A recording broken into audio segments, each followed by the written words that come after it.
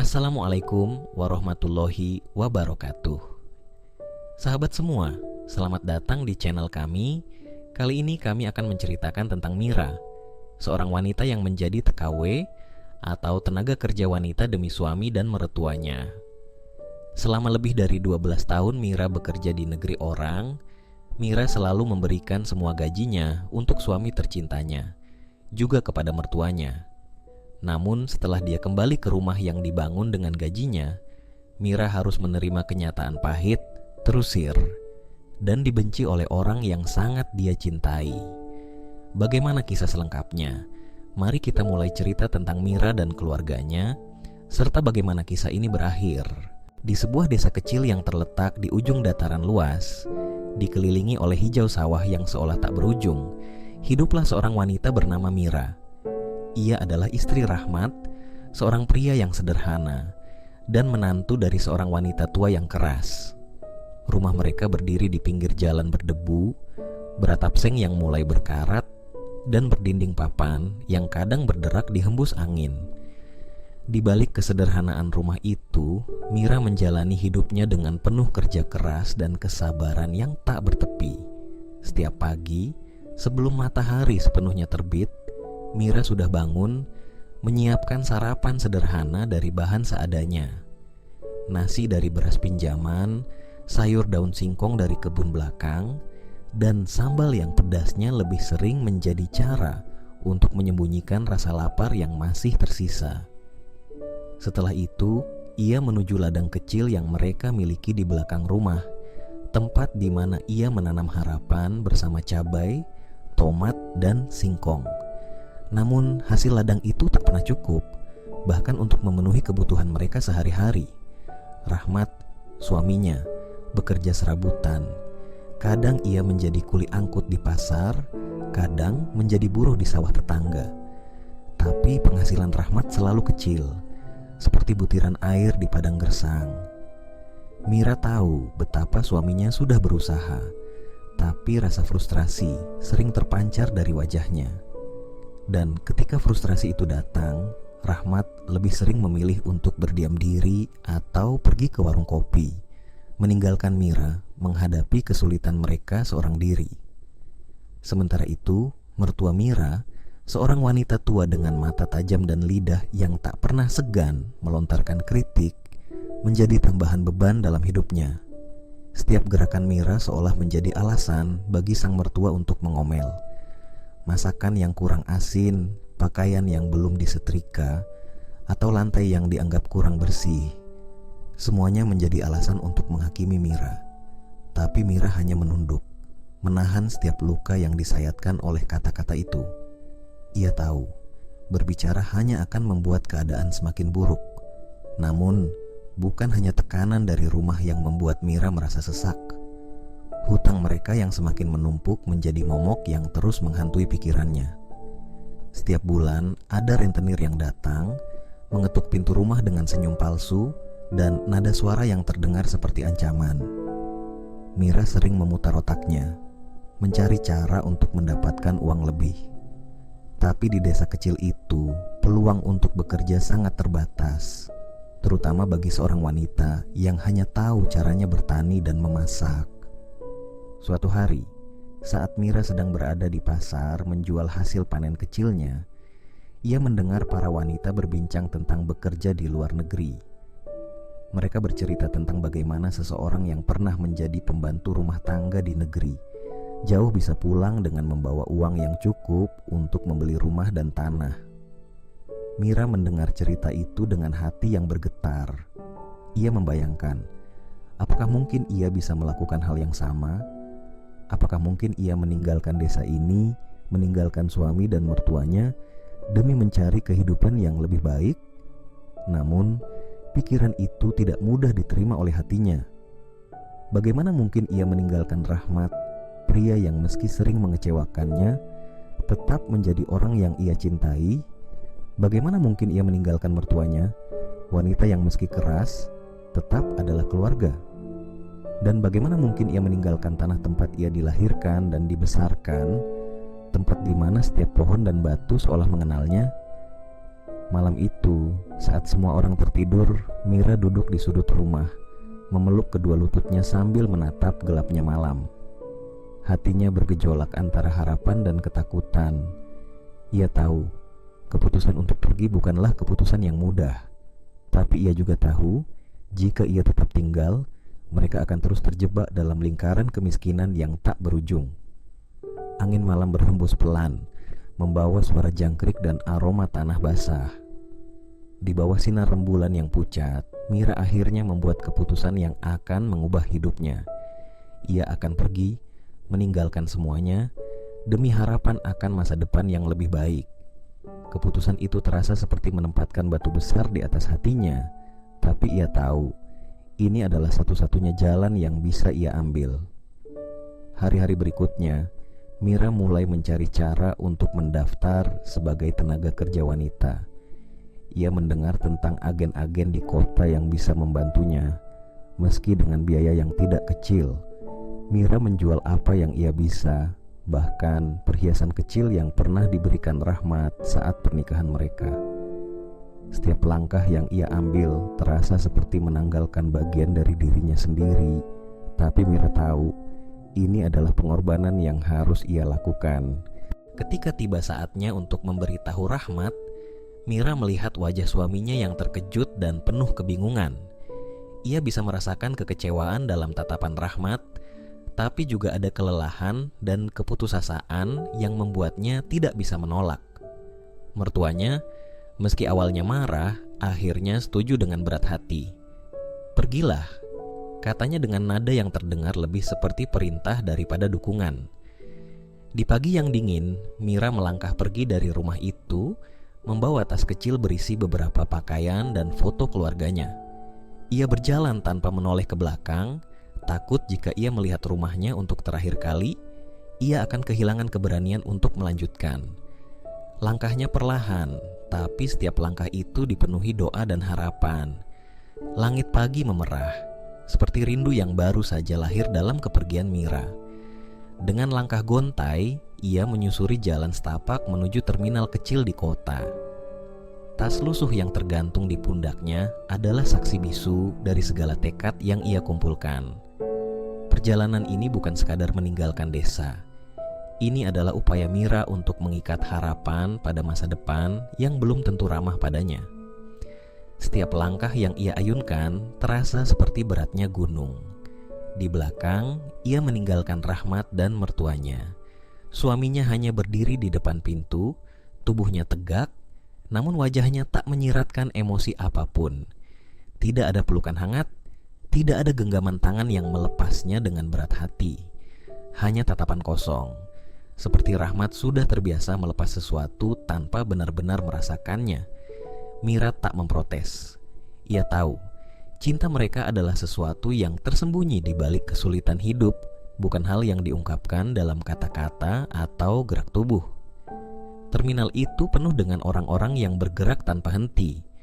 Mira merasa kecil di antara keramaian itu, seperti daun kering yang terbawa arus angin. Kereta yang membawanya menuju kota besar bergerak dengan irama yang berulang, seolah ingin menyanyikan lagu perpisahan.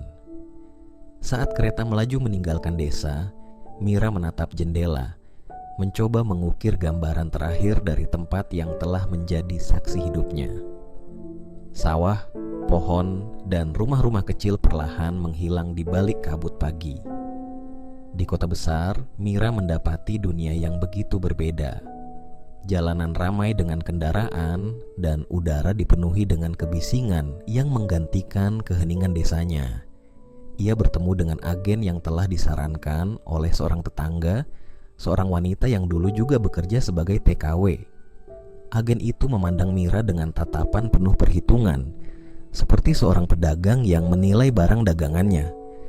Mira mengerti bahwa ia bukan siapa-siapa di tempat ini, hanya satu dari sekian banyak wanita yang mencoba mengubah nasib dengan cara yang sama. Setelah beberapa hari, Mira akhirnya mendapatkan kabar bahwa ia diterima untuk bekerja di negeri jauh. Prosesnya berlangsung cepat tanpa waktu untuk berpikir ulang. Dalam kesibukan persiapan, ia membeli sedikit oleh-oleh untuk keluarganya di rumah. Beberapa makanan ringan dan kain sederhana. Meski ia pergi untuk waktu yang lama, ia tetap ingin meninggalkan sesuatu yang membuat mereka mengingatnya. Ketika pesawat yang membawanya lepas landas, Mira merasa perutnya bergejolak, bukan karena turbulensi, tetapi karena kesadaran bahwa ia sedang meninggalkan segalanya. Di atas awan, ia mencoba menenangkan dirinya dengan memandang hamparan langit biru. Di sana, ia menyusun doa-doa untuk keluarga yang ia tinggalkan dan untuk dirinya sendiri yang sedang memulai perjalanan tanpa jaminan. Negeri yang ia tuju adalah dunia yang asing, penuh dengan budaya dan bahasa yang tidak ia pahami. Namun, Mira, dengan ketegaran yang lahir dari kesulitan hidup, mencoba menyesuaikan diri. Ia bekerja sebagai pembantu rumah tangga di sebuah keluarga yang sibuk, merawat rumah mereka dengan tangan yang tidak pernah berhenti bergerak. Setiap sudut rumah itu menjadi saksi dari kerja kerasnya, dan setiap malam ia berbaring di kamar kecil di sudut rumah itu, menghitung hari sampai ia bisa kembali. Mira mengirimkan seluruh gajinya ke rumah. Ia membayangkan bagaimana uang itu akan membantu suaminya melunasi hutang, membeli kebutuhan sehari-hari, atau mungkin memperbaiki rumah yang sudah hampir roboh. Dalam setiap surat yang ia tulis kepada Rahmat, ia menumpahkan kerinduan yang tidak pernah diungkapkannya secara langsung. Surat-surat itu selalu ditutup dengan doa, sebuah harapan bahwa mereka akan baik-baik saja sampai ia kembali. Namun, waktu berjalan cepat. Hari berubah menjadi bulan dan bulan menjadi tahun. Mira kehilangan hitungan tentang berapa banyak surat yang ia tulis. Balasan dari Rahmat semakin jarang dan kadang-kadang tidak ada sama sekali. Tapi Mira tidak pernah berhenti berharap. Ia tetap bekerja dengan sepenuh hati, membiarkan rindu itu menguatkan semangatnya daripada melemahkannya. Di sela-sela pekerjaannya, Mira menyimpan mimpi tentang pulang. Ia membayangkan kembali ke desa dengan membawa sesuatu yang berarti untuk keluarganya.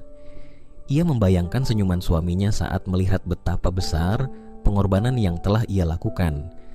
Namun, di balik harapan itu, ada rasa takut yang tidak ia ungkapkan. Bagaimana jika kepulangannya tidak disambut seperti yang ia bayangkan? Bagaimana jika rumah yang ia impikan telah berubah menjadi sesuatu yang tidak lagi ia kenali? Hari-hari Mira di negeri asing itu adalah perjuangan tanpa henti. Ia bukan hanya melawan lelah, tetapi juga melawan kerinduan, kesepian, dan bayang-bayang masa lalu yang terus mengikutinya. Namun, ia tahu, setiap tetes keringatnya adalah langkah menuju harapan. Dan dalam setiap langkah itu, Mira menyadari bahwa ia telah menjadi lebih kuat daripada yang pernah ia bayangkan. Hari demi hari berlalu seperti butiran pasir di jam pasir kehidupan Mira, perlahan namun pasti mengikis kekuatannya. Pekerjaannya di negeri jauh adalah rutinitas yang melelahkan. Bangun sebelum fajar menyingsing, ia membersihkan lantai-lantai yang tak pernah kotor, mencuci piring yang tak pernah habis, dan memasak hidangan yang tidak pernah ia cicipi. Setiap tugas terasa seperti pengingat bahwa ia hanyalah bayangan dalam rumah besar itu, hadir namun tak terlihat. Namun, Mira menjalani semua itu dengan ketabahan. Ia tahu bahwa setiap pekerjaan yang ia lakukan adalah untuk keluarga yang ia tinggalkan di tanah air. Setiap malam, ketika seluruh rumah telah sunyi, Mira duduk di lantai kamarnya yang sempit, menulis surat kepada Rahmat. Dalam surat-surat itu, ia bercerita tentang hari-harinya, tentang betapa ia merindukan mereka, dan tentang bagaimana ia berharap uang yang ia kirimkan dapat membantu mereka hidup lebih baik.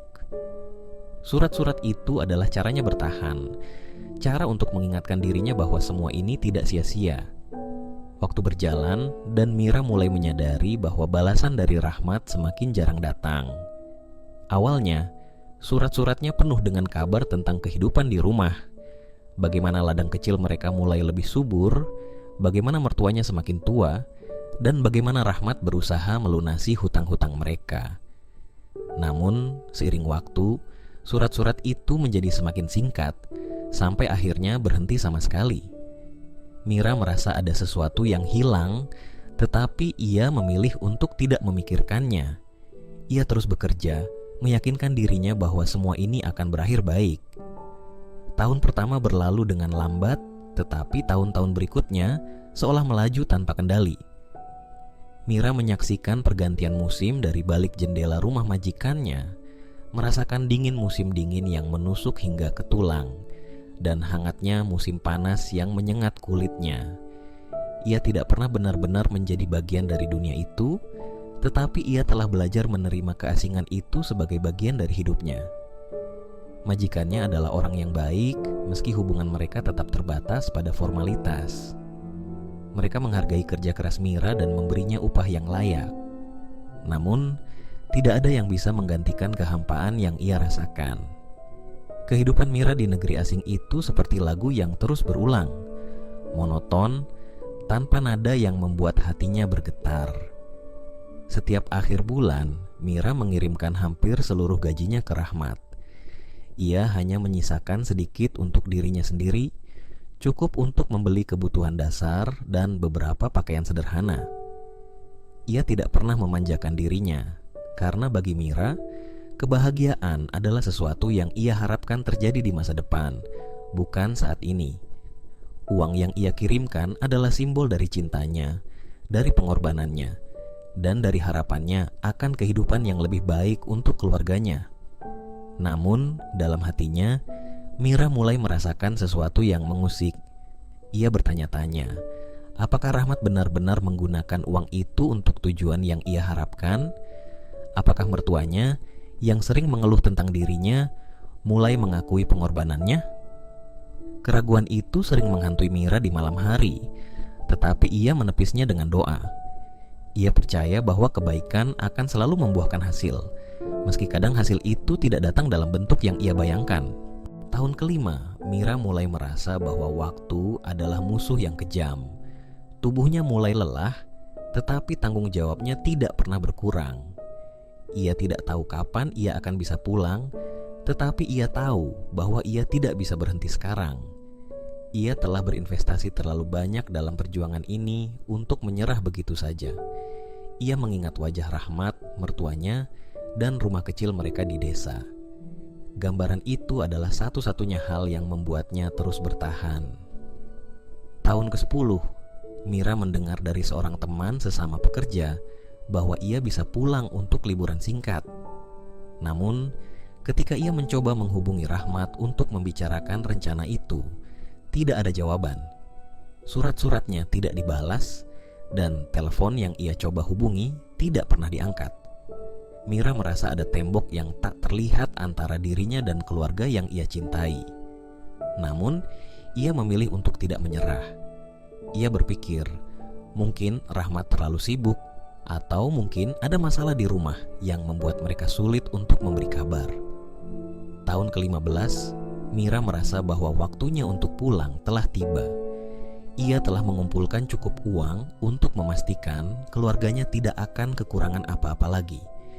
Ia membayangkan senyum Rahmat saat melihatnya kembali, dan bagaimana mertuanya akhirnya akan mengakui pengorbanannya. Dengan hati yang penuh harapan, Mira mulai mempersiapkan kepulangannya. Hari terakhirnya di negeri itu adalah hari yang penuh emosi. Ia mengucapkan selamat tinggal kepada majikannya yang memberinya hadiah kecil sebagai tanda terima kasih. Mira merasa lega, tetapi juga cemas. Ia tahu bahwa pulang tidak akan mudah, tetapi ia percaya bahwa semua pengorbanannya akan dihargai. Ketika pesawat yang membawanya ke tanah air mulai mendarat, Mira merasa seperti anak kecil yang pulang ke rumah setelah tersesat.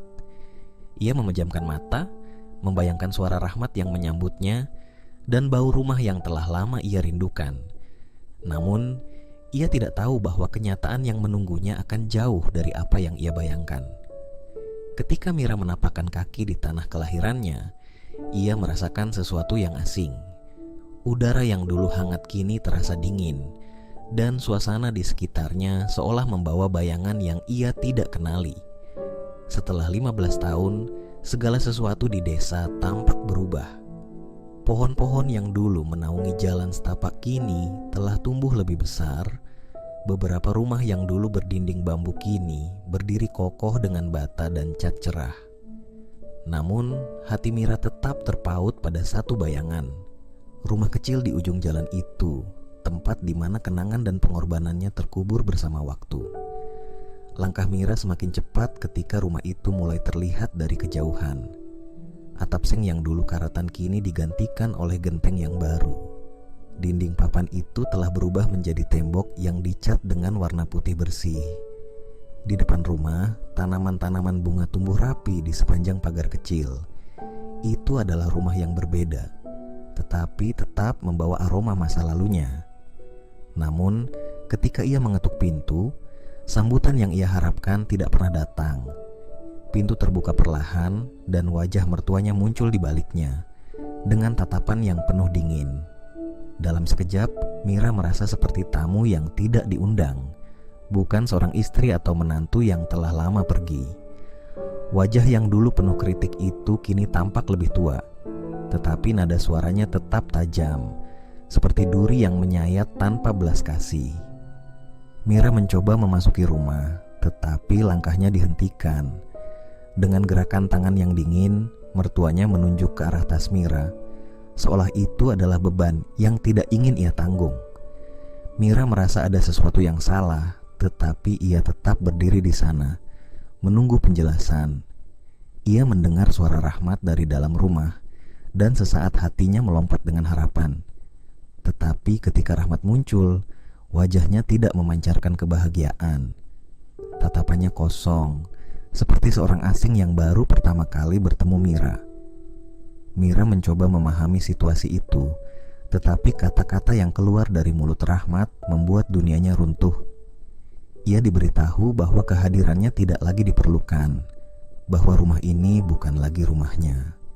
Mertuanya menyela, menuduh Mira sebagai seseorang yang meninggalkan keluarga tanpa peduli. Mira merasa seperti dihantam oleh kenyataan yang tak pernah ia bayangkan, bahwa semua pengorbanannya tidak diingat, bahwa semua uang yang ia kirimkan tidak dihargai.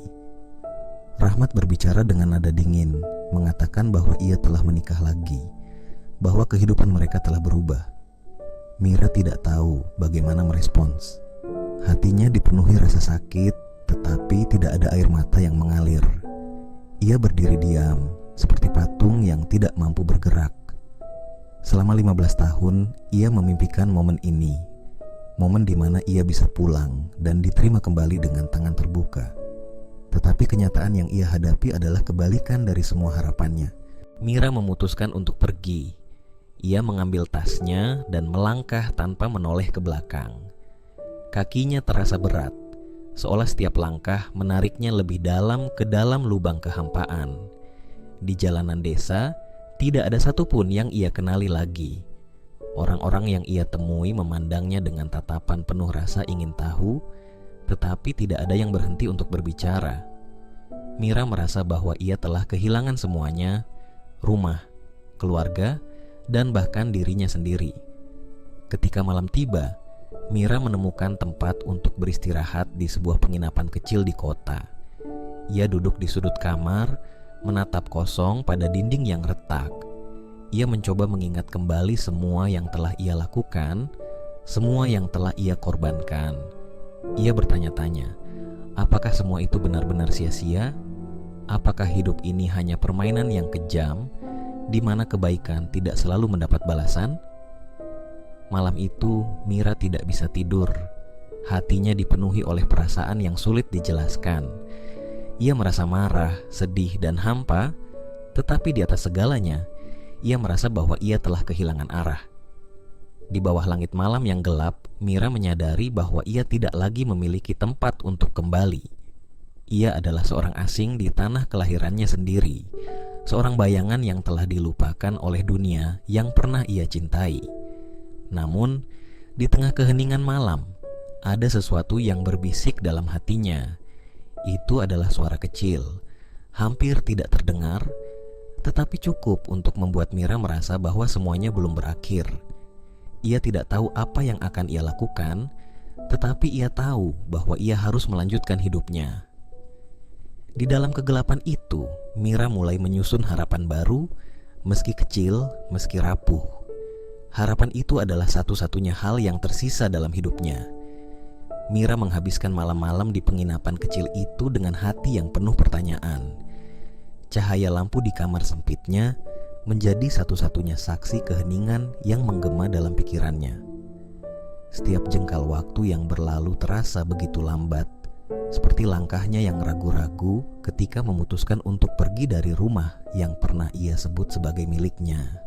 Namun, di tengah kehampaan itu, ia mencoba membangun kekuatan dari sisa-sisa dirinya yang telah tercerai-berai. Hari-hari Mira di penginapan bukanlah hari yang penuh kejelasan. Ia bangun setiap pagi, menatap langit dari jendela kecil di kamarnya, dan bertanya-tanya apakah keputusannya untuk pulang adalah sebuah kesalahan besar. Namun, setiap pertanyaan itu tidak pernah mendapat jawaban. Di setiap sudut desa yang ia jelajahi kembali, ia tidak menemukan apapun yang memberinya rasa nyaman. Semua yang ia kenal telah berubah. Wajah-wajah yang dulu akrab kini hanya memberikan tatapan dingin atau rasa penasaran, seperti melihat seorang asing yang tiba-tiba muncul di antara mereka. Mira tahu ia harus memutuskan langkah berikutnya, tetapi hatinya terasa seperti perahu kecil yang terombang-ambing di lautan tanpa arah. Hingga suatu pagi, ketika ia sedang duduk di depan penginapan, seorang wanita tua yang kebetulan mendengar kisahnya menyarankan agar Mira kembali ke agensinya. Wanita itu, yang dulunya juga seorang TKW, bercerita bahwa agen-agen seperti itu seringkali memiliki koneksi yang bisa membantu Mira memulai kembali. Hidup tidak berhenti hanya karena kita ditolak, katanya dengan nada bijak. Kata-kata itu terus terngiang di benak Mira hingga ia memutuskan untuk mencoba. Dengan sisa uang yang ia miliki, Mira menuju kota besar tempat agensi itu berada. Gedung tempat agen itu beroperasi terlihat tak banyak berubah, tetapi bagi Mira, setiap langkah menuju pintu masuk terasa seperti melintasi masa lalu yang penuh luka. Ia masuk dengan hati yang berat, tidak tahu apakah ia akan diterima atau diabaikan. Namun, saat ia menyampaikan kisahnya, para staf agensi itu memandangnya dengan mata penuh simpati. Salah satu dari mereka, seorang wanita parubaya yang tampak ramah, berkata, "Kami ingat kamu, Mira. Kamu selalu dikenal sebagai pekerja keras dan penuh tanggung jawab. Mungkin kita bisa membantumu kembali." Mira diberitahu bahwa keluarga yang dulu pernah memperkerjakannya sedang mencari asisten rumah tangga lagi. Keluarga itu adalah orang-orang yang dulu memandang Mira bukan hanya sebagai pekerja, tetapi juga sebagai seseorang yang dekat dengan mereka. Mendengar hal itu, hati Mira terasa sedikit lebih ringan, meski bayang-bayang keraguan masih mengikutinya. Ia bertanya-tanya apakah ia mampu kembali ke kehidupan yang telah ia tinggalkan, apakah ia masih memiliki tempat di dunia yang pernah ia kenal itu. Hari-hari Mira di rumah itu terasa seperti napas baru. Ia kembali bekerja dengan penuh semangat, membersihkan rumah, memasak, dan melakukan semua tugas yang diberikan padanya dengan kecekatan yang sama seperti dulu. Namun, kali ini ia merasa ada sesuatu yang berbeda. Majikannya sering berbicara dengannya, menanyakan kabar dan perasaannya, sesuatu yang jarang ia alami di tempat lain. Mira mulai merasa bahwa ia adalah bagian dari keluarga ini, bukan hanya seorang pekerja. Namun, yang paling mengejutkan Mira adalah pertemuannya kembali dengan putra majikannya. Dulu, ia hanya mengenalnya sebagai seorang remaja pemalu yang jarang berbicara. Kini, pria itu telah tumbuh menjadi seseorang yang penuh perhatian dan bijaksana. Ia mendengar kisah Mira dari ibunya, dan cerita itu membuatnya merasa simpati sekaligus kagum.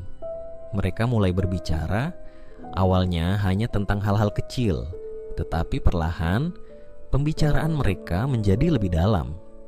Mira tidak pernah membayangkan bahwa seseorang akan melihatnya seperti pria ini melihatnya, bukan sebagai seorang wanita yang telah hancur oleh masa lalu, tetapi sebagai seseorang yang memiliki kekuatan luar biasa. Setiap kali mereka berbicara, Mira merasa bahwa ia menemukan sesuatu yang telah lama hilang dari dirinya, rasa dihargai. Majikannya yang memperhatikan hubungan itu dengan senyum bijak suatu hari memanggil Mira untuk berbicara. Wanita itu mengatakan bahwa ia dan suaminya telah menganggap Mira seperti anak mereka sendiri. Kamu telah memberikan begitu banyak untuk orang lain, Mira. Sudah saatnya kamu menerima sesuatu untuk dirimu sendiri, katanya. Kata-kata itu membuat Mira menangis, bukan karena sedih, tetapi karena kebahagiaan yang selama ini terasa asing baginya. Ketika majikannya menyarankan agar putranya menikahi Mira, Mira merasa bimbang. Masa lalunya seperti bayangan gelap yang selalu mengikutinya, dan ia takut bahwa itu akan menjadi penghalang bagi kebahagiaan yang baru ini. Namun, pria itu dengan tenang meyakinkan Mira bahwa masa lalu tidak lagi penting. Yang penting adalah bagaimana kita membangun masa depan bersama, katanya dengan penuh keyakinan. Akhirnya, Mira menerima lamaran itu. Pernikahan mereka berlangsung sederhana, tetapi penuh dengan kebahagiaan. Tidak ada pesta besar atau keramaian, tetapi ada cinta yang melingkupi mereka, seperti sinar matahari yang hangat setelah hujan. Mira merasa bahwa untuk pertama kalinya dalam hidupnya, ia tidak hanya menjadi seseorang yang memberi, tetapi juga menerima. Dalam kehidupan barunya, Mira menemukan kebahagiaan yang tak pernah ia bayangkan sebelumnya. Ia belajar bahwa meski masa lalu penuh luka, masa depan selalu membawa harapan bagi mereka yang berani mencarinya. Di bawah langit negeri yang jauh itu, Mira akhirnya menemukan tempat yang benar-benar ia sebut rumah. Bukan dari batu atau kayu, tetapi dari cinta dan penghargaan yang tulus.